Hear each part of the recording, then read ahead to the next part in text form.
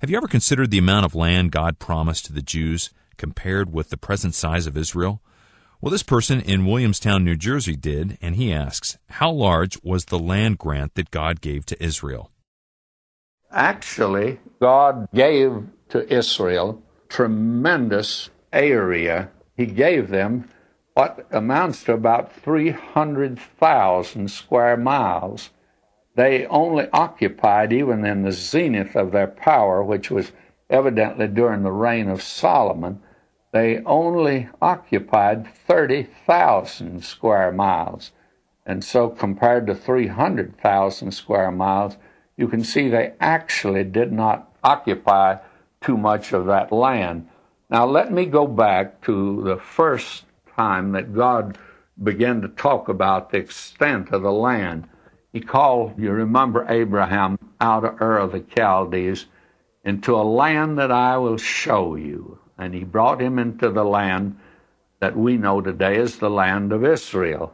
And I'm turning now to the 15th chapter of Genesis, verse 18. In the same day, the Lord made a covenant with Abram, saying, unto thy seed have I given this land, from the river of Egypt unto the great river, the river Euphrates. Now, that border, and by the way, the river Egypt there is not the Nile River. That's the Nile, not Egypt River. But there is a river that in that Arabian desert that is called the Egypt River. And it's from that boundary, which is way down. It's very close to Egypt, by the way. And it follows what is called the Green Crescent. That is that fertile area in that section of the world.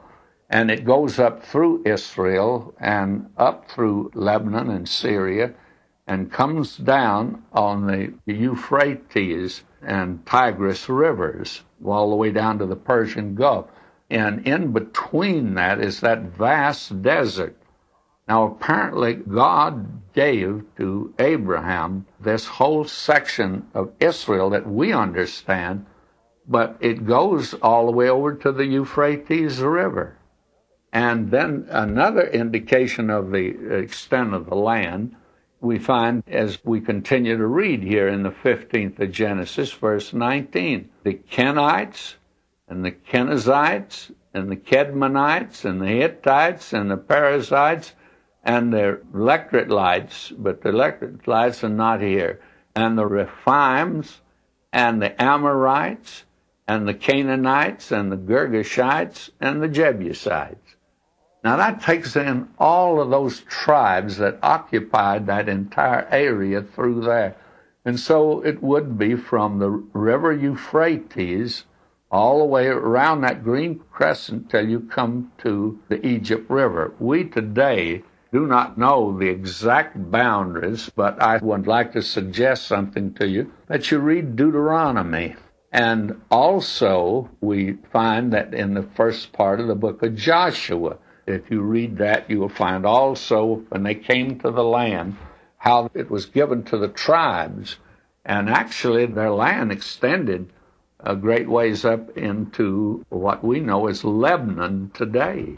When you say Israel was on somebody else's territory, I'm not sure that that's exactly accurate, but I don't think God has given it to them today or even where they are in that land, for the very simple reason. When God puts them there, He's going to put them there when they are right with Him and when they're serving Him. And I don't think anyone today, even the best friends of Israel, believe that they have returned to God. They have not returned to God back in that portion of the land. And when they return to God, I think great blessing would come to them. And of course, that is in the future. That's about all I think I ought to say about the boundary of these people.